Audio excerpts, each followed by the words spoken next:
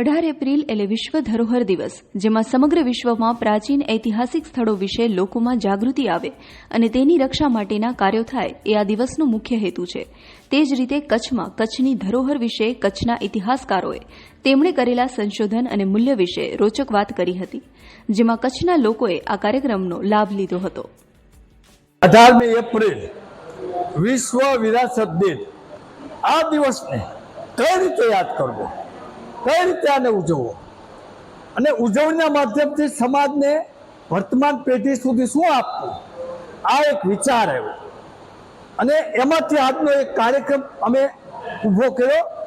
કચ્છની વિરાસત ઉપર જુદા જુદા અનુભવી વક્તાઓ, અભ્યાસી વક્તાઓને લોકો સમક્ષ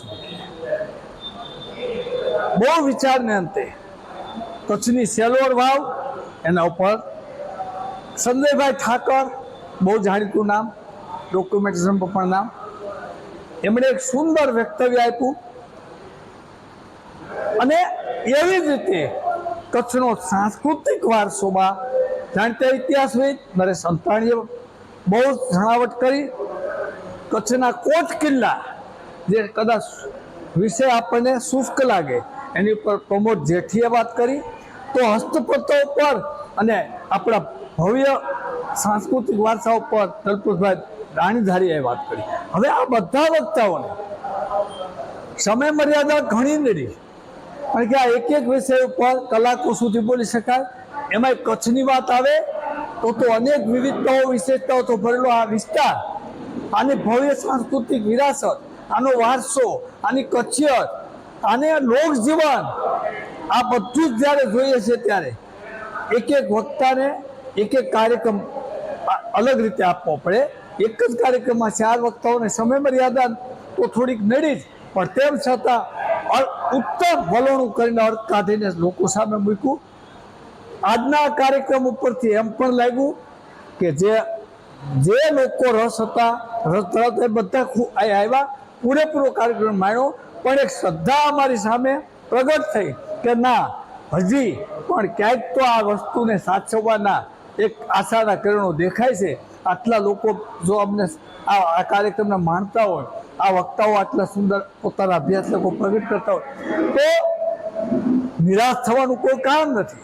એવું લાગે છે કે આ ભવ્ય વારસો માત્ર 18 એપ્રિલ પૂરતી વાત ન રહીએ, પણ આને જાળવવાની સંકલ્પના સાથે અમે આગળ વધી રહ્યા છીએ. ખૂબ નજીકના ભવિષ્યમાં કચ્છમાં કચ્છની તમામ વસ્તુઓ, એમાં પુરાતત્વથી માંડીને જોવાલાયક સ્થળો, એની સાંસ્કૃતિક વિરાસત, એનું લોકજીવન, એના લોકવાદ્યો, એના જે કાંઈ જીવાતા જીવનના ખ્યાલ હોય, બધું જ એક જગ્યાએ સાચવાઈ રહે એવું કચ્છ દર્શન પેવેલિયન ઊભું કરવાનો આજે અમે સંકલ્પ પણ કર્યો છે, એની જાહેરાત પણ કરી છે.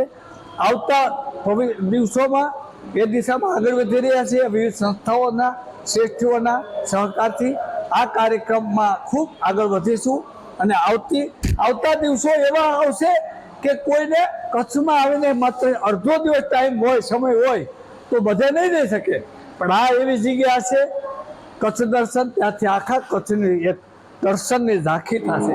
આવો પણ અમે ખ્યાલ આજે વ્યક્ત કર્યો છે અને ખૂબ નજીકના ભવિષ્યમાં બીજું ઘણું બધું વિચાર્યું છે. એ રીતે જોઈએ તો આજનો દિવસ વિશ્વ વિરાસત દિન સાચા અર્થમાં કચ્છનો વિરાસત વૈભવ પ્રગટ કરી ગયો અને એક નવી દિશા મળી. આભાર.